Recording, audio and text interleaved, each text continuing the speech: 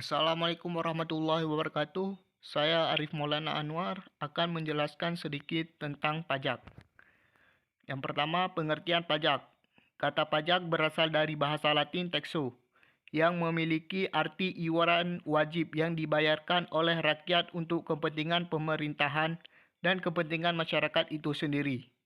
Menurut Undang-Undang Nomor 28 Tahun 2007 Pasal 1 Nomor 1, pajak adalah kontribusi wajib kepada negara yang terutang oleh orang pribadi atau badan yang bersifat memaksa berdasarkan undang-undang dengan tidak mendapatkan imbalan secara langsung dan digunakan untuk keperluan negara bagi sebesar-besarnya kemakmuran rakyat.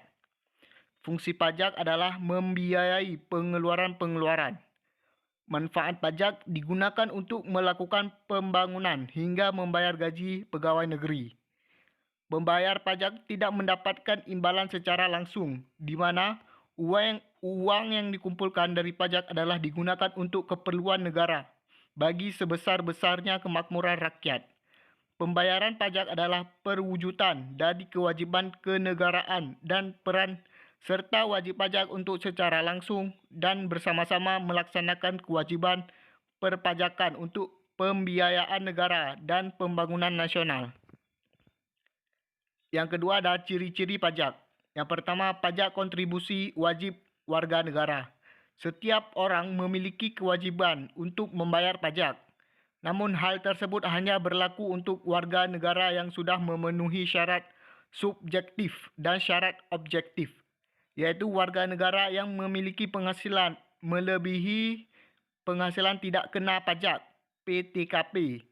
PTKP yang berlaku saat ini adalah 54 juta setahun atau 4,5 juta per bulan.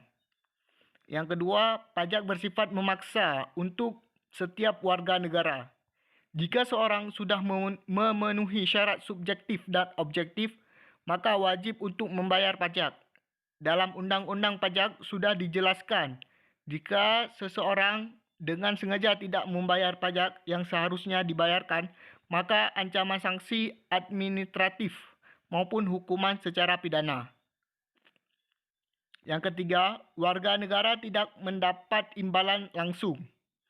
Ketika membayar pajak dalam jumlah tertentu, Anda tidak langsung menerima manfaat pajak yang dibayar. Yang akan Anda dapatkan misalnya berupa perbaikan jalan raya di daerah Anda, fasilitas kesehatan gratis bagi keluarga, beasiswa pendidikan bagi anak Anda, dan lain-lain. Yang keempat, berdasarkan undang-undang. Pajak diatur dalam undang-undang negara. Ada beberapa undang-undang yang mengatur tentang mekanisme perhitungan, pembayaran, dan pelaporan pajak. C. Dasar hukum perpajakan di Indonesia. Yang pertama, dasar hukum pajak material.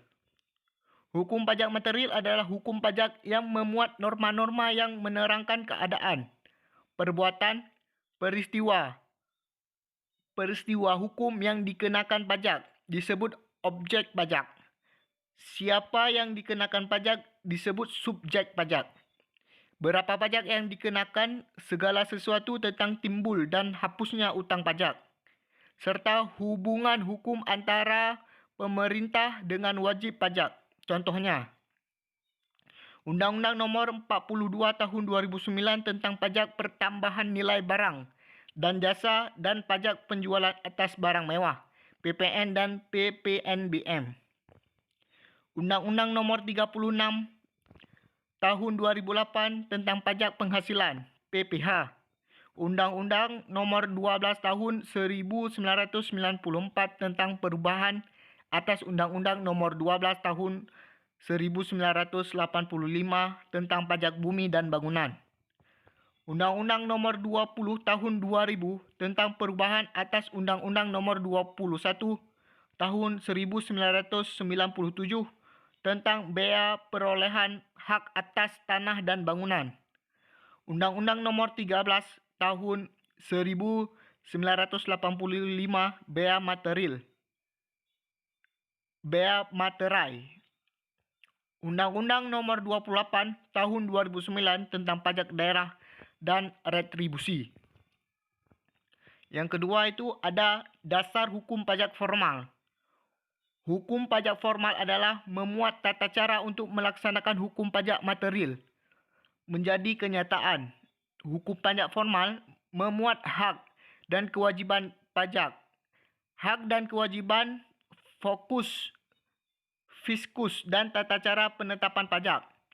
Contoh hukum pajak formal antara lain Undang-Undang Nomor 28 Tahun 2007 tentang Ketentuan Umum dan Tata Cara Perpajakan KUP.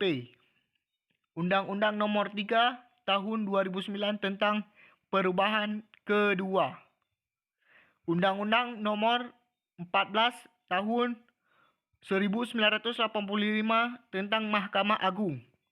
Undang-Undang Nomor 14 Tahun 2002 tentang Pengadilan Pajak. Undang-Undang Nomor 19 Tahun 2000 tentang Perubahan Atas. Dan Undang-Undang Nomor 19 Tahun 1997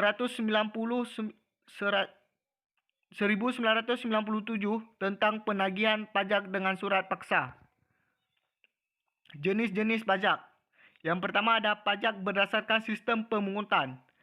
Pajak tidak langsung. Pajak tidak langsung atau yang disebut dengan indirect tax adalah pajak yang hanya diberikan untuk wajib pajak jika melakukan perbuatan tertentu.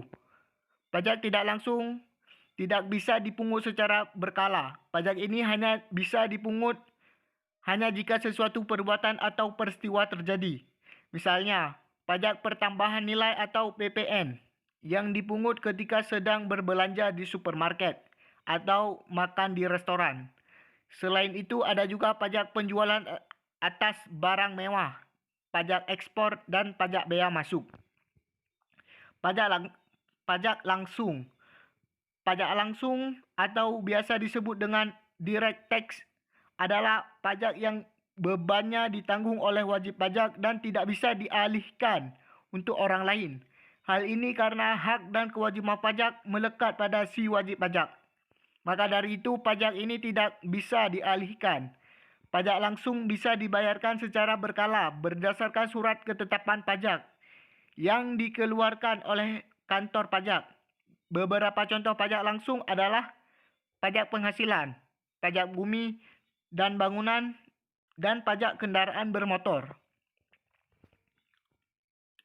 Yang kedua ada pajak berdasarkan sifat, pajak subjektif. Umumnya, setiap individu yang tinggal di Indonesia memiliki kewajiban untuk membayar pajak jenis ini. Untuk warga negara asing yang tinggal di Indonesia, juga dikenakan wajib pajak apabila memiliki hubungan secara ekonomi dengan negara Indonesia. Contoh dari pajak subjektif adalah pajak penghasilan dan pajak kekayaan. Pajak objektif. Pajak objektif adalah pajak yang hanya memperhatikan kondisi objeknya saja dalam pengenaannya. Pajak subjektif tidak memperhatikan kondisi dari wajib pajak itu sendiri. Ada beberapa golongan yang terkena pajak objektif yaitu WNI yang mempunyai atau menggunakan alat-alat yang dikenai pajak. Pajak yang dikenakan atas kepemilikan barang mewah dan juga pemakaian barang mewah. WNI yang melakukan pemindahan hartanya dari Indonesia ke negara lain. Beberapa contoh pajak subjektif adalah pajak impor, bea masuk, pajak penjualan atas barang mewah, bea materai, pajak kendaraan bermotor, dan pajak pertambahan nilai. Pajak berdasarkan instansi pemungut pajak. Yang pertama, pajak negara. Pajak negara adalah pajak yang dipungut oleh pemerintah pusat. Pajak negara juga disebut sebagai pajak pusat.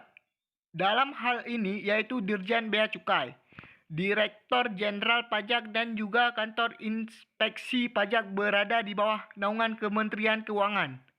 Beberapa contoh dari pajak pusat yaitu pajak penghasilan, pajak pertambahan nilai, pajak penjualan atas barang mewah, pajak bumi dan bangunan, bea perolehan hak terhadap tanah, dan bangunan, pajak migas, bea materai, bea masuk, dan juga bea cukai.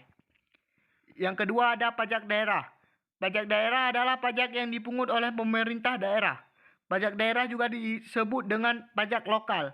Pajak lokal hanya terbatas untuk rakyat di daerah tersebut dan pemungut dilakukan oleh Pemda tingkat 1 dan 2. Beberapa contoh pajak daerah adalah pajak kendaraan bermotor, pajak hotel dan restoran, pajak hiburan dan tontonan, pajak radio dan reklame, pajak penerangan jalan, dan bea balik nama kendaraan bermotor. Penerimaan pajak hingga April 2021 mencapai 30,94%. Menteri Kewangan Sri Mulyani Indrawati menyampaikan bahawa penerimaan pajak hingga bulan April 2021 sebesar 374,9 triliun. Capaian tersebut 30,94% dari target penerimaan pajak tahun 2021 sebesar 1.229,6 triliun. Pertumbuhannya masih negatif 0,46%. Namun dibanding tahun lalu, pertumbuhan ini sudah lebih baik karena tahun lalu bulan April penerimaan pajak kontraksinya minus 3%. Jadi ada perubahan arah, kata Menku dalam peresmian organisasi dan tata kerja baru instansi vertikal Direktorat Jenderal Pajak (DJP). Menku menjelaskan hampir semua jenis pajak menunjukkan adanya pemulihan meskipun tidak di semua sektor. Namun terdapat beberapa sektor yang pulih cukup nyata. PPH badan tumbuh 31,1%, tinggi sekali. Tapi ini nanti harus dibersihkan dari beberapa anomali. Namun tumbuh positif, PPN dalam negeri kita kontraksi, namun secara bruto tumbuh 6,4%. Untuk menggambarkan underlying transaksinya naik, ujar Menku.